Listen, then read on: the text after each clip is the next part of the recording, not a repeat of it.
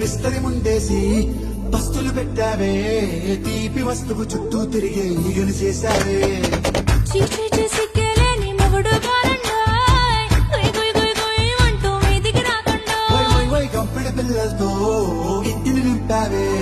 సాపాదిండు సంసారాన్ని మేడెక్కించావే ఇరుగు పొరుగు ముందు సరసాల తండ్రా దొరకెట్టి